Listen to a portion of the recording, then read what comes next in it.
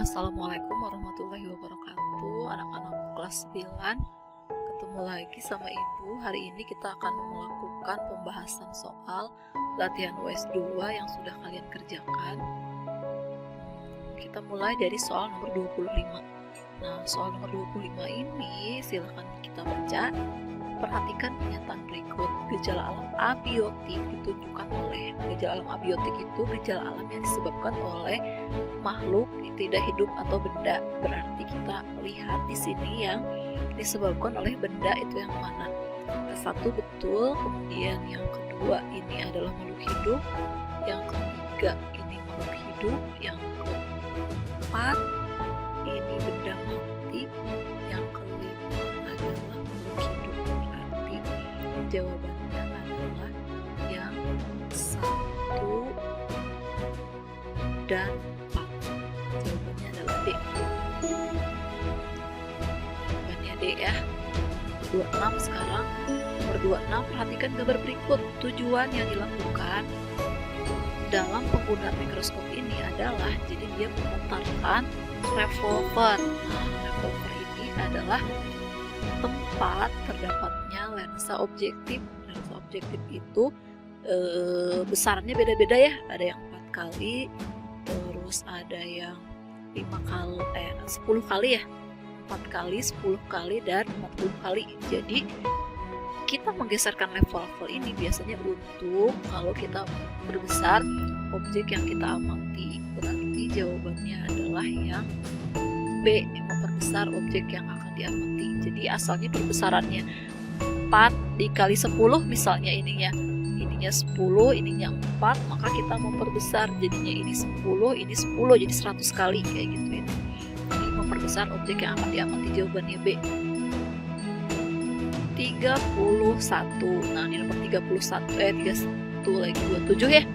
Di soal nomor 27 ini ada gambar sel pada tumbuhan.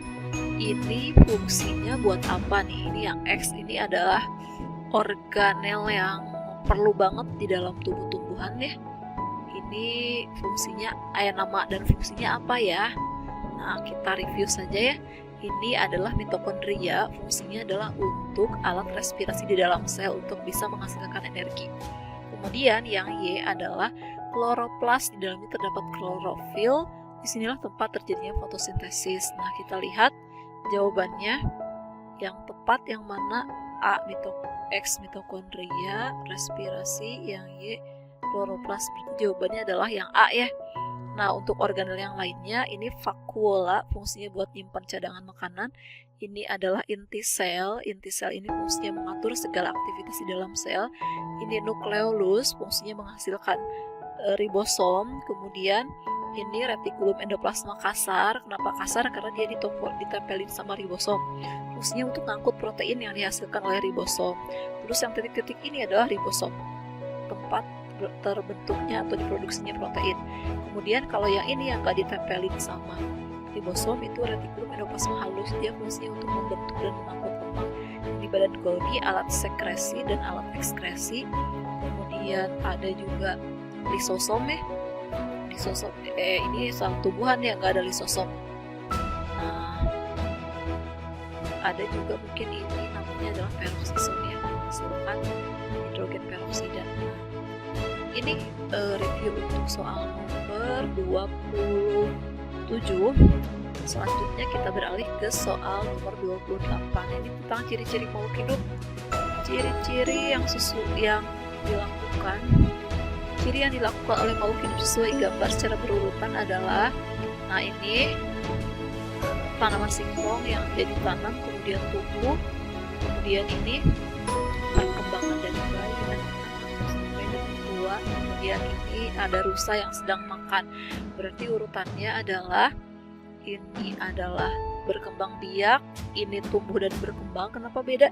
Kalau ini menandakan bahwa dia dari awal sampai akhir berarti tumbuh dan berkembang ya. Kalau itu menunjukkan dia berkembang biak secara vegetatif.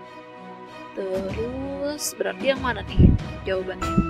Yang D ya, berkembang biak, tumbuh dan berkembang, kemudian memerlukan makanan. Jawabannya D.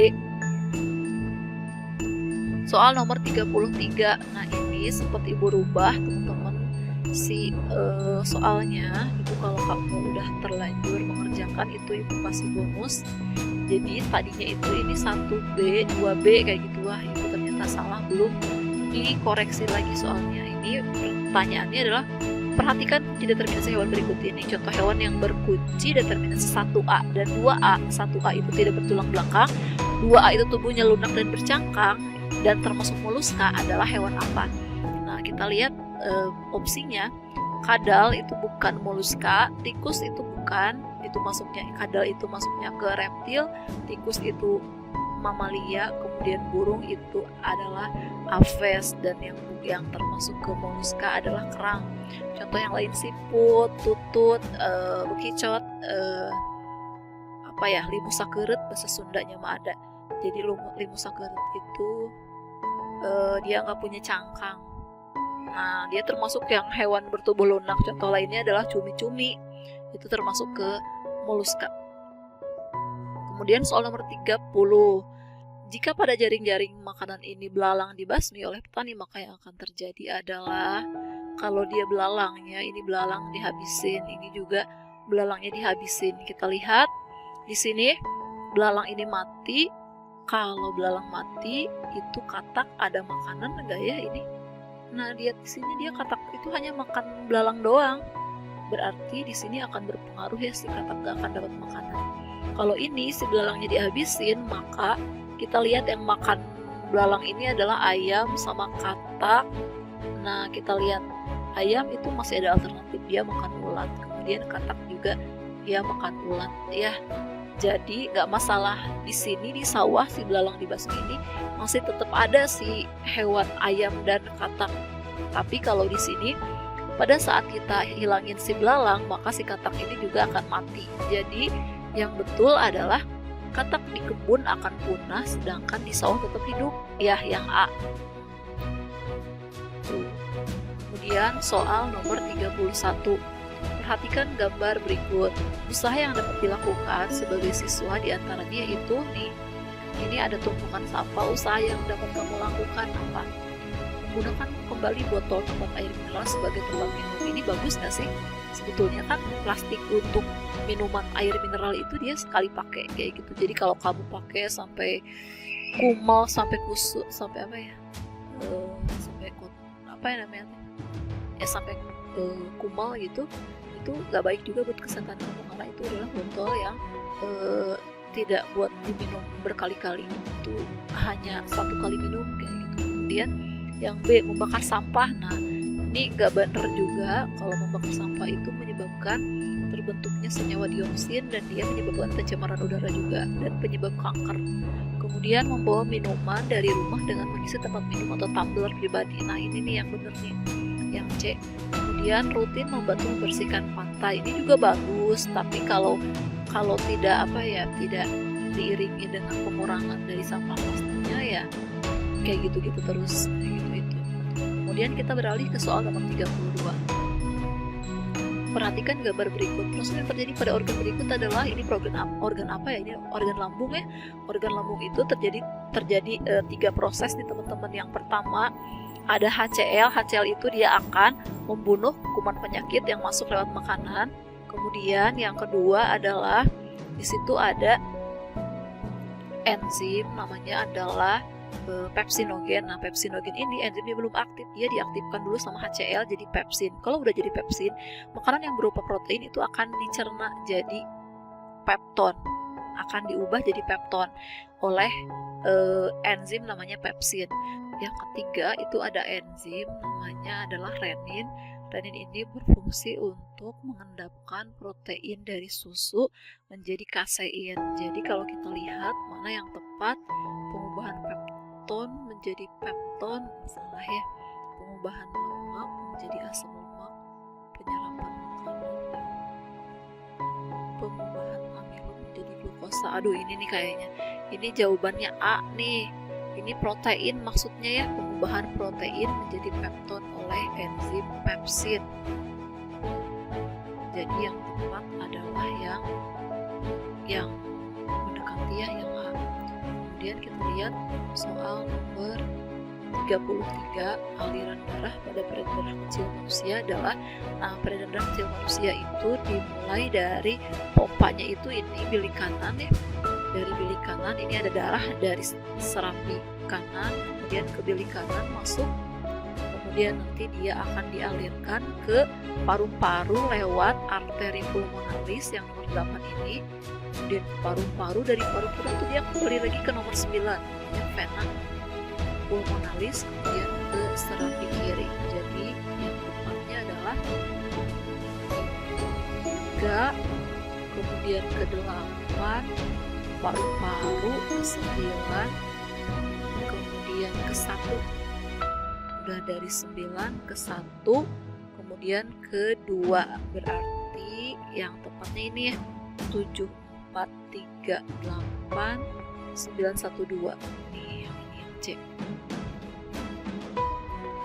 Kemudian soal nomor 38 tentang sistem pernafasan. Dari percobaan ini yang tepatnya adalah volume udara yang selalu mengisi paru-paru, namanya udara residu, dengan volume udara saat menarik nafas kuat-kuatnya atau komplementer. Nah, residu itu kemarin sudah dibahas ya, ini residu. Kemudian kalau komplementer itu kita saat menarik sekuat-kuatnya, berarti yang ini 4 dan 1, jawabannya D. Kemudian ini nomor 39, perhatikan proses gerak dari B ke A nih, dari B ke A berarti kakinya membengkok seperti ini, membengkok seperti ini. Sendi yang berperan ini udah jelas ya, sendinya namanya sendi engsel. Keadaannya berarti bengkok kan, kalau bengkok berarti fleksi, otot fleksi dengan sendi engsel pada lututnya, jawabannya A. 36. Perhatikan gambar nefron berikut. Proses terjadi pada bagian ditunjuk oleh huruf P. Huruf P itu adalah tubulus contortus proximal. Proses yang terjadi adalah di sini terjadi penyerapan kembali zat yang masih diperlukan oleh tubuh. Jawabannya adalah A. Nah, ini tempat filtrasi, ini reabsorpsi, ini augmentasi. Penyaringan, penyerapan kembali, penambahan zat sisa, terkumpulnya urin itu di sini. Kemudian soal nomor 37, perhatikan gambar bagian penampang batang di kotil berikut. Fungsi yang ditunjuk oleh angka 1, angka 1 ini ya, berarti ini adalah, ingatnya silem dalam, silem di dalam, berarti ini adalah silem. Silem itu fungsinya buat mengangkut air dan mineral ke daun. Jadi jawabannya D. Nomor 38, perhatikan perangkat percobaan berikut ini. Bila perangkat percobaan tersebut diletakkan di tempat yang terkena sinar matahari, dikasih soda kue gas yang keluar dari tabung, itu dia akan meningkat. Hal ini kenapa? Karena di dalam air ini banyak banget karbon dioksida ya, banyak banget karbon dioksida, sehingga proses fotosintesis bisa berjalan lancar. Artinya bahwa nanti kadar oksigen yang ada di dalam tanaman ini banyak kayak gitu, sehingga jawabannya adalah yang A. Dihasilkan oksigen yang banyak. 39 sekarang. Nama dan fungsi dari organ yang benar. Nomor 1 vagina, 2 itu adalah ovarium, 3 itu oviduct atau tuba Fallopi, 4 itu rahim. Yang mana nih yang fungsinya benar? Vagina untuk alat mengantarkan sperma ke ovum, benar ya ini. Terus ovarium tempat diproduksinya sel telur, benar. Berarti jawabannya adalah A ini, udah langsung dapat jawabannya. Soal nomor 50. Pada persilangan monohibrid, tanaman mawar berbunga merah disilangkan dengan mawar berbunga putih. Dihasilkan turunan pertama merah semua. Jika keturunan pertamanya disilangkan dengan yang bergenotip sama dan dihasilkan turunan 48 bunga, jumlah yang berbunga putih adalah, nah ini tuh itu hukuman itu monohibrid yang intermediate. Nah, kalau misalnya yang intermediate itu kita sudah tahu bahwa kalau dia disilangkan F1 disilangkan dengan sesamanya, hasilnya adalah 1:2:1. 1 untuk yang merah, 2 untuk yang merah muda, dan 1 yang putih. Berarti 1/4 dikali 48. Jadi 1/4 dikali 48 itu adalah 12. Jadi jawabannya adalah B. Demikian pembahasan latihan PSIPA biologi hari ini. Semoga bermanfaat. Assalamualaikum warahmatullahi wabarakatuh.